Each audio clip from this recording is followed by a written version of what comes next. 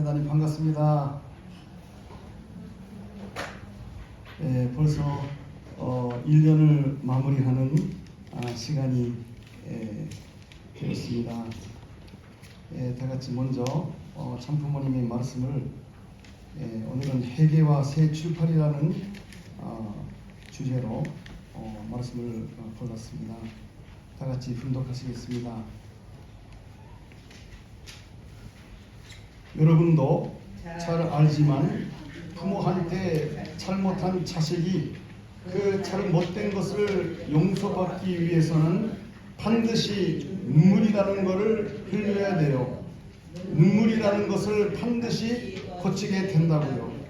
죄를 지은 녀석이 있으면 어느 나라나 벌을 주는 것입니다. 몽둥이로 치는 거라고요. 반드시 거기에는 그런 벌이라는 것은 뭐냐 하면 치는 거예요. 고통을 주는 거예요. 모든 분야에서 제재를 당하는 거예요. 그렇기 때문에 회개하려고 하는 사람이 있으면 눈물을 흘리지 않으면 안 된다고요. 눈물을 흘리는 데는 많은 아픔을 느껴야 돼요. 자기가 잘못한 데에 대해서, 죄 지은 데에 대해서 그것을 왜 맞는 것 이상, 고통받는 것 이상 아프게 느끼지 않고는 회개의 길이 있을 수 없다 하는 것을 여러분이 알아야 돼요. 그거 무슨 말인지 알겠어요? 또 한 가지 분석하시겠습니다. 타락한 우리가 하나님의 생명권과 사랑권 내로 들어가기 위해서는 반드시 회개가 필요합니다. 선조로부터 지금까지 100이라는 양의 죄를 지었으면 그 이상의 노력을 하고 회개를 해야 됩니다. 그렇기 때문에 신앙생활에서 회개를 빼놓을 수 없다는 것입니다. 우리들은 천대 만대의 선조들을 통해서 태어났습니다.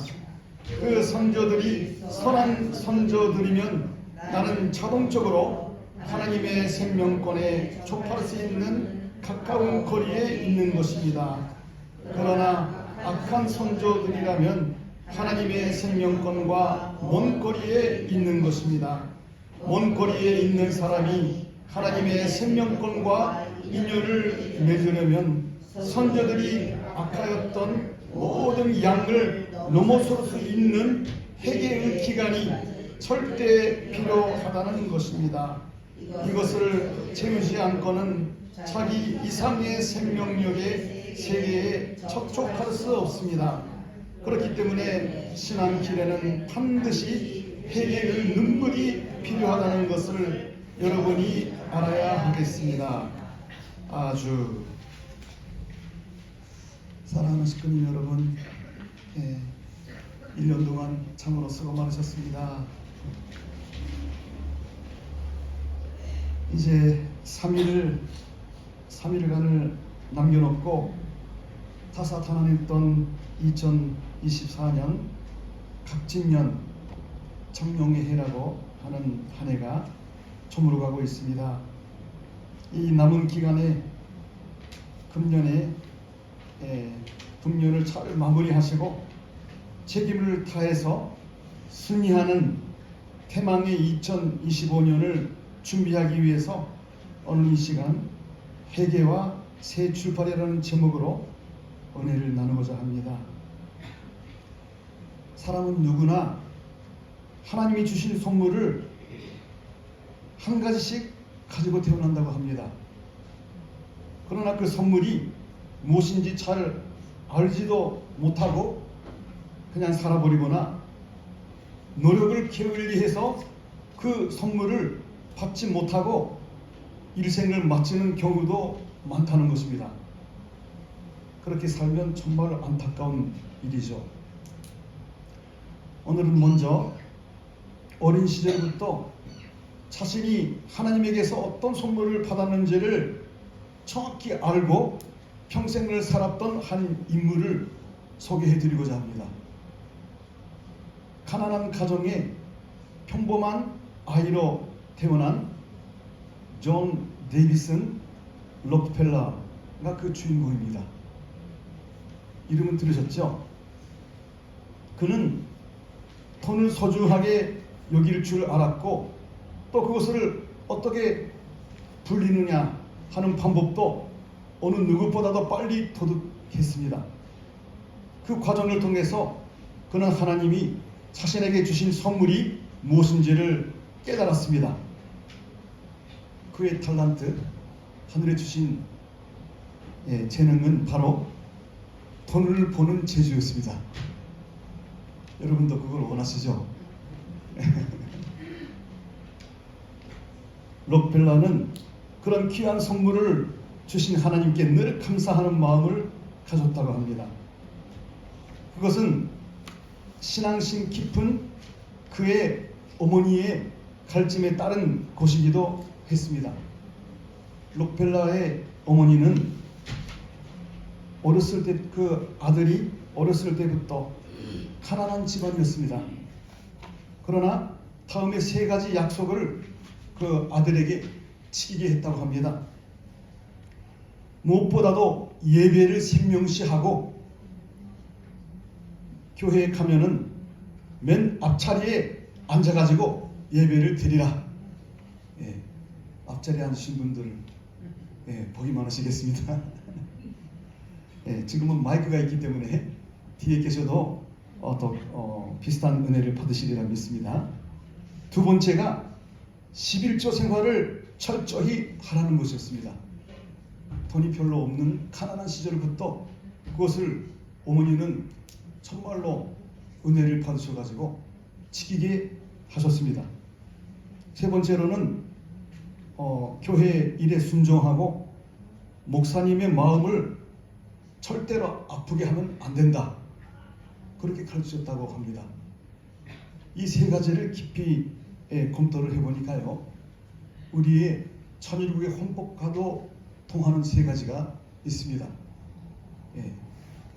혈통적으로 혈통을 돌려서는 안 된다는 거, 하나님의 신종하고 가까이 다가가고 예배를 생명시하고 그렇게 하나님께 가까이 다가가고자 하는 사람은 절대로 탈선할 수가 없습니다.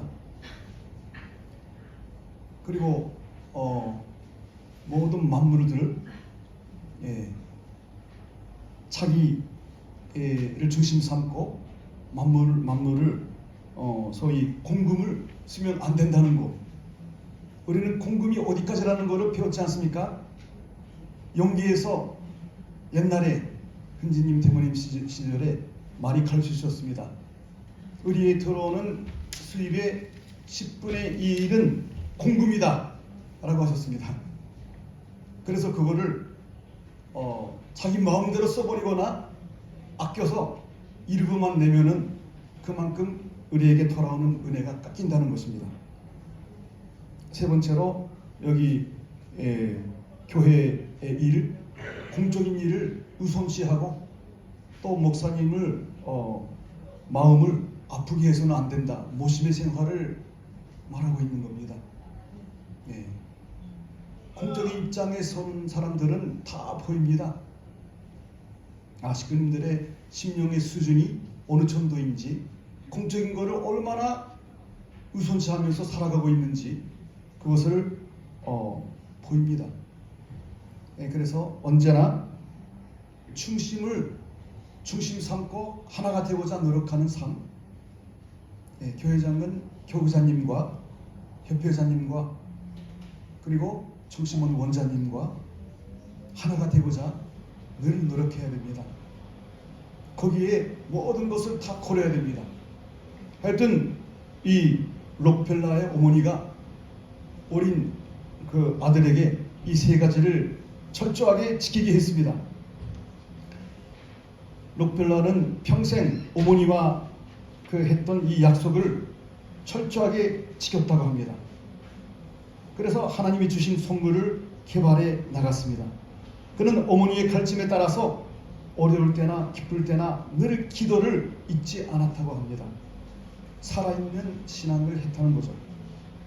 록펠러는 옥망창자가 된 뒤에도 흥금철학 정신으로 일관하여 일기를 쓰듯 평생 회개 창고를 철저히 섰다고 합니다. 수입을 정확히 계산해서 온전한 11조를 하나님께 드렸다고 합니다. 그리고 최고의 부자가 된 뒤에는 11조를 계산하기 위해서 별도의 11조 첨단 무소를 만들어 가지고 여러 기업체에서 돈이 올라오니까 어마어마한 돈이 오는 거죠. 그 계산해 가지고 정확하게 11조를 하기 위해서 직원 40명을 첨단 부서에 배치했다고 합니다. 이거 역사에 기록에 되어 있는 사실입니다. 그의 자서전에 나와 있습니다. 이렇게 그는 학교에 들어가기 전부터 98세로 세상을 떠날 때까지 한 번도 빠짐없이 11조를 하나님께 드렸습니다. 그리고 50대에 이르자 그는 어린 시절부터 꿈꿨던 세계 최고의 갑부가 되었는데요. 전혀 예기치 않는 병마가 그를 덮쳤습니다. 오로지 사업밖에 모르고 30여 년간 몸을 혹사한 결과였습니다. 기왕지, 신경계통에 문제가 생겼고 위궤양도 앓고 있었고 불면증과 소화 불량에 시달리기도 했다고 합니다. 그래서 점점 몸이 쇠약해져서 지독한 피부병까지 얻게 되어서 머리카락과 눈썹도 빠지고 몸이 오그라들기 시작하면서 준수했던 그의 외모는 노인처럼 구부정해졌다고 합니다. 정밀한 우리 종합검진 결과 병원에서는 록벨라에게 1년 이상 앞으로 이제 살지 못할 것이라는 사형 선고를 내리게 됩니다. 무서운 고통 속에서 판잠을 이루지 못하는 이 부자는 삶과 죽음에 대해서 진지하게 생각하기 시작합니다.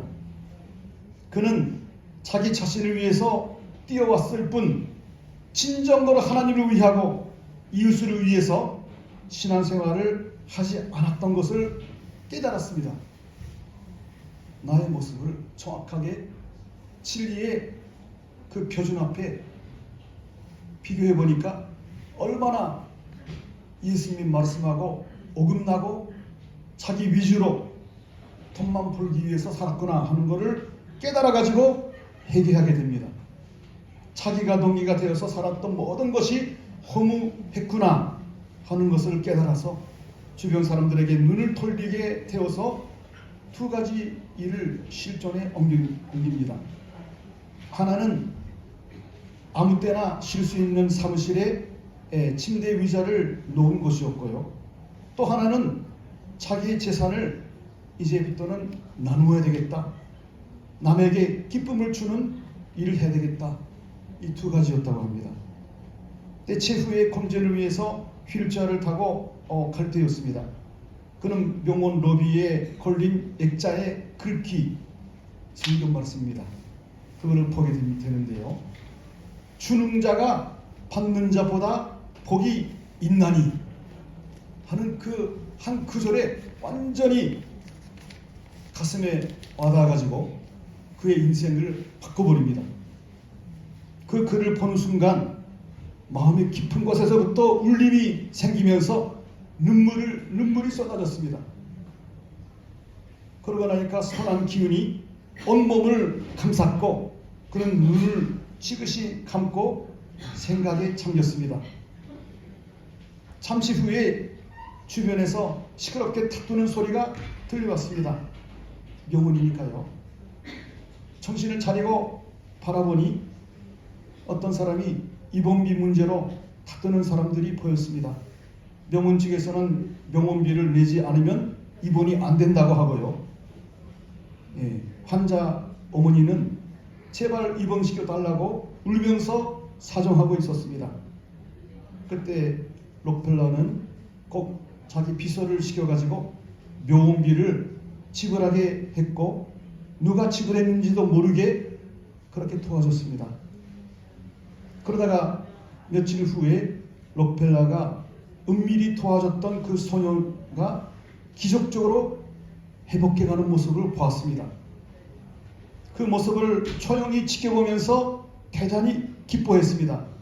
얼마나 기뻤던지 록펠러는 나중에 자서전에서 이 순간을 이렇게 표현했습니다. 나는 살면서 이렇게 행복한 삶이 있는지 몰랐습니다. 올리가 가르치는 대로 이기심으로 살아가는 때의 그 삶은 지옥이었고, 위하여 사는 삶을 남을 돕고 남을 위주로 살고자 결심하고 실천하니까 기쁨이, 행복이 다가온 것입니다.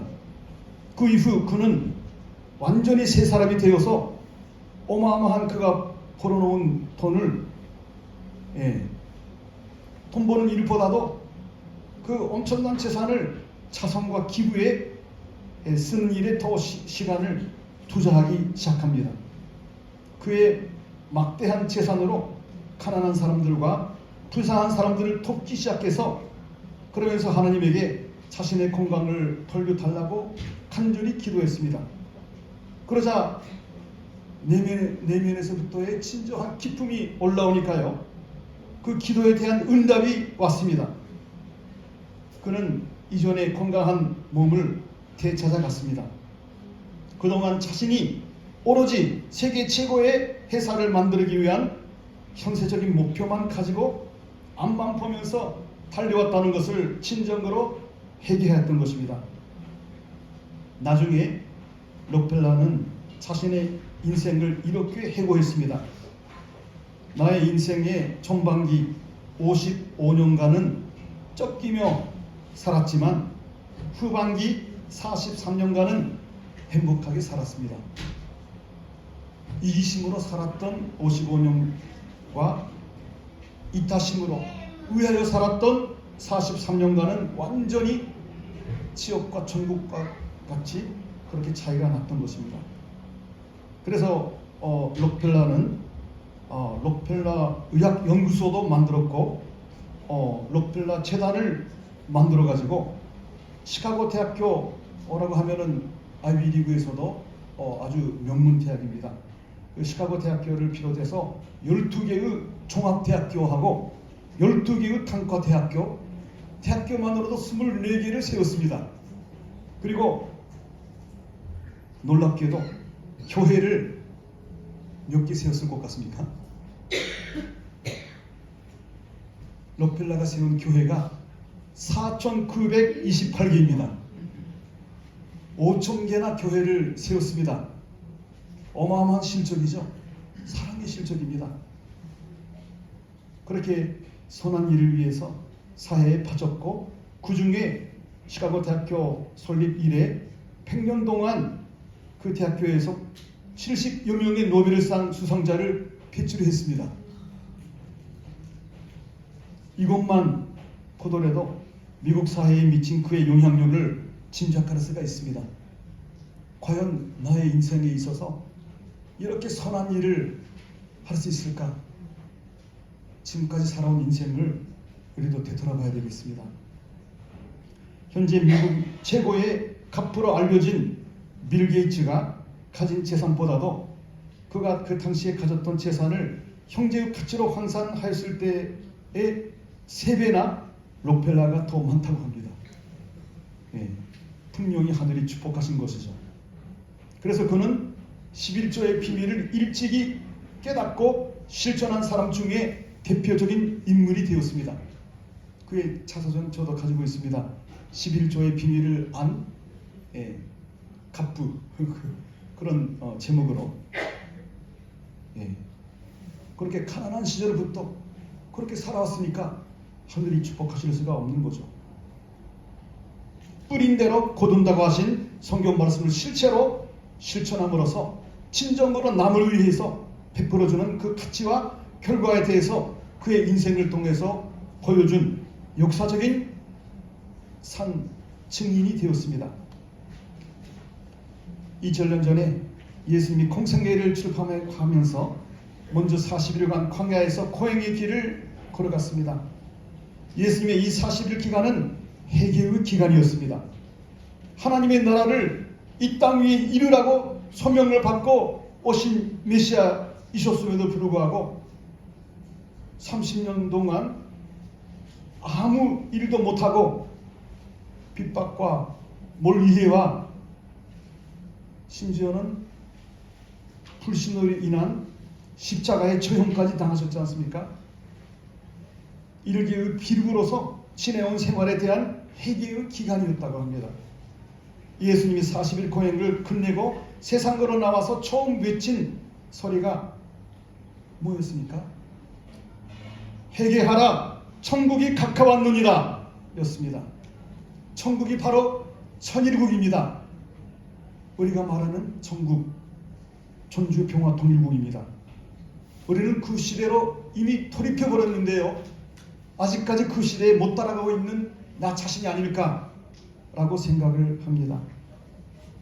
왜 예수님의 최초의 일갈이 회개하라는 것이었을까요?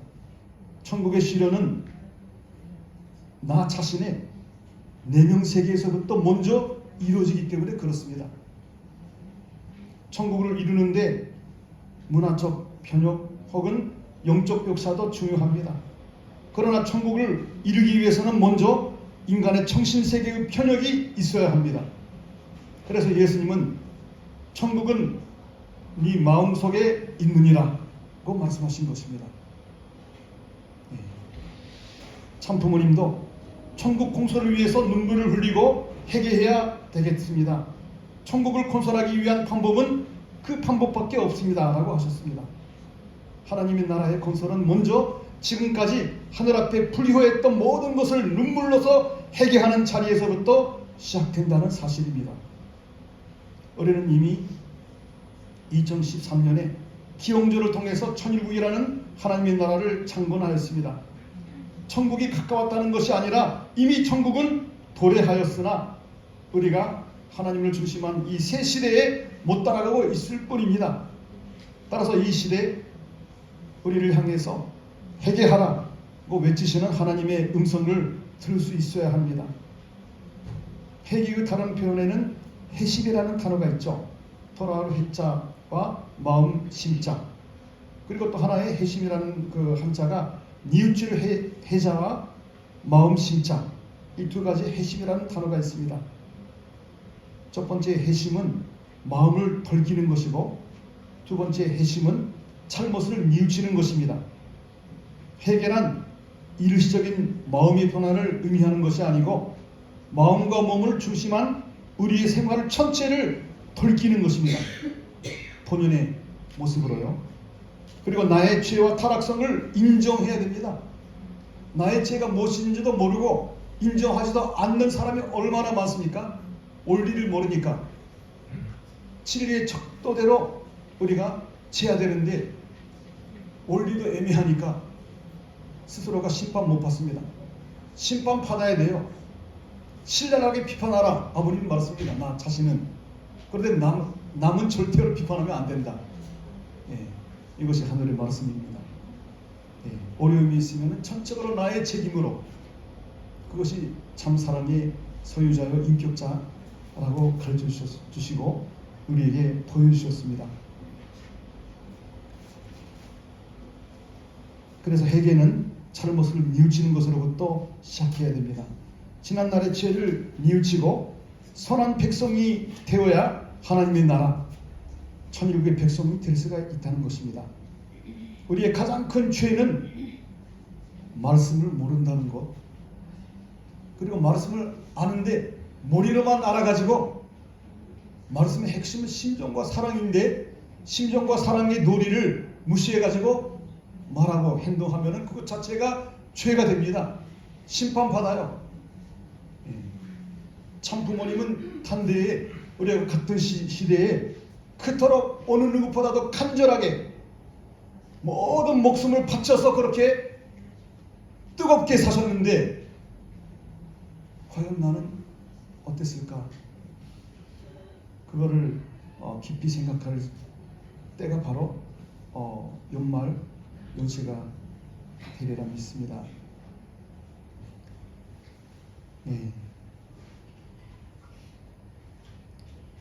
또 아버님께서 이렇게도 말씀하십니다. 타락한 우리가 하나님의 생명권과 사랑권 내로 돌아가기 들어가기 위해서는 반드시 회개가 필요하다고 하셨습니다.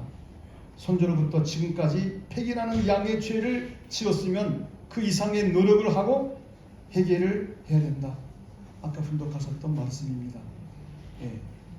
죄가 많으면 많을수록 그 죄의 그 농도가 많으면 많을수록 양과 깊이가 깊을수록 그만큼의 탕감이 필요하다는 겁니다. 그냥 회개한다 한마디 해가지고 죄가 씻어집니까? 만약에 60년, 70년 세월을 이기심으로 아니면 음란으로 타락성을 가지고 살아왔으면 그만큼의 탕감에 시간이 필요합니다. 기독교인처럼 죄를 평생 지어놓고 죽기 전에 관에 들어가기 전에 예수 믿으니까 전당 간다. 원리가 그렇게 되어 있지 않습니다. 천국 가기가 그렇게 쉬운 자리가 아닙니다. 인류 역사상 단 한 명도 천국에는 못 들어갔기 때문에 천국이 비어 있다 라고 하셨지 않습니까? 반드시 우리는 나 자신을 그렇게 진리의 말씀으로 진단하고 그렇게 살아야 된다는 것입니다. 아파야 된다. 아버님 말씀입니다. 죄를 지으면은 그만큼 내가 아픔을 겪어야 됩니다. 죽을 만큼의 고통을 당해야 됩니다. 그래야 그것을 감수하고 감사하고 참사랑으로 소화해냈을 때의 탕감 조건이 성립이 된다는 사실입니다. 그래서 범사에 감사하라. 어제의 낮보다도 어제의 감사보다도 오늘 더 감사하고 오늘보다 내일 더 감사하고 살겠다. 이것이 참 어머님의 삶이셨습니다. 우리도 그 모습을 닮아가면서 이제 이 기간 참으로 중요한 때를 우리는 놓쳐서는 안 되겠습니다. 아까도 어머님께서 말씀하셨지 않습니까? 변해야 된다고요. 지금까지 살아온 그대로 안일하게 나를 위주로 만약에 살아온 시간이 조금이라도 있었다면 하나님의 시간으로 하나님께로 주십시오. 록벨라가 이렇게 대부호가 됐던 그 비밀, 우리 교회에 들어왔는데 원리적으로 살지 못하면 복을 못 받습니다. 우리 교회에 못 들어오면서도 원리대로 사는 사람, 원리를 도둑해가지고 깨달아가지고 실천하는 사람에게 복이 갑니다. 진리는 아는 사람의 것이 아니라 행하는 사람의 것입니다. 행하는 사람에게 진리를 깨달아가지고 무엇이 가장 중요한 것인지 그거를 심정으로 알고 심정의 세계를 아는 그러한 하늘 앞에 진정한 효도를 할 수 있는 효종의 자녀들이 모두 되시기를 바라겠습니다. 기도드리겠습니다.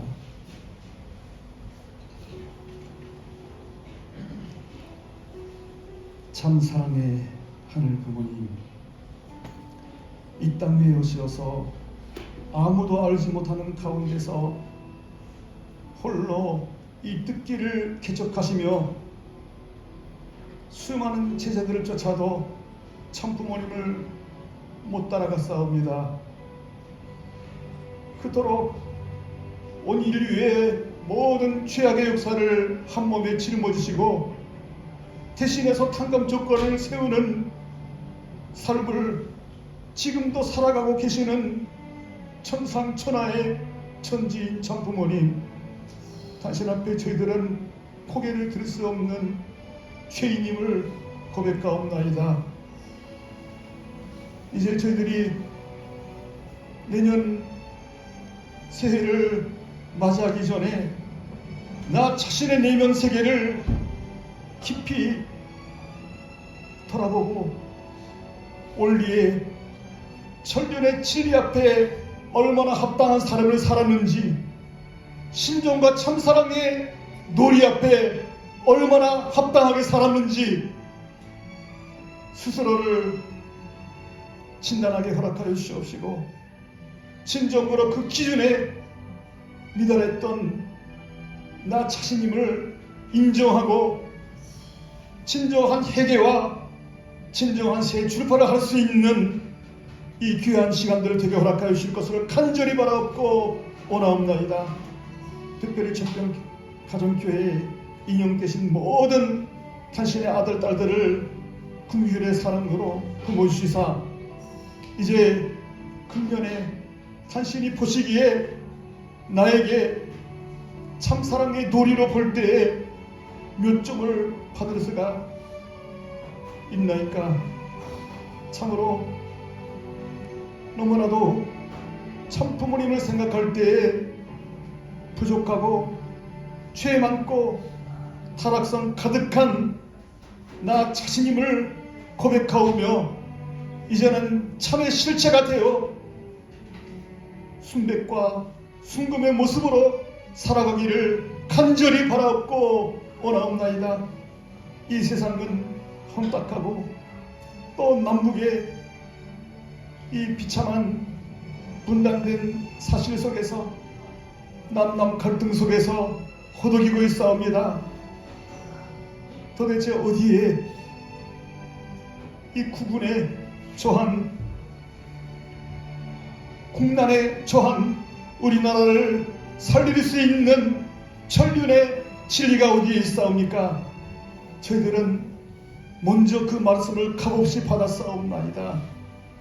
우익도 아니요 좌익도 아닌 두익으로 참사랑을 중심 삼고 모든 사랑하는 형제자매들을 품을 수 있는 그 참사랑을 저희들의 가슴에 심어지게 허락하여 주시기를 간절히 바라옵고 나오면서 오늘 주신 천륜의 말씀과 실제 살았던 인물 속에서 흐르고 있는 천륜의 진리를 깨닫게 허락하여 주시기를 간절히 바라옵고 원하면서 정평가정교회 식구님 모두가 다 건강한 몸과 마음으로 대망의 2025년을 맞이할 수 있도록 인도하여 주시기를 간절히 바라옵고 원하며 이 모든 말씀을 축복 주신 가정 간절히 이름으로 보고드리며 축원하였사옵나이다.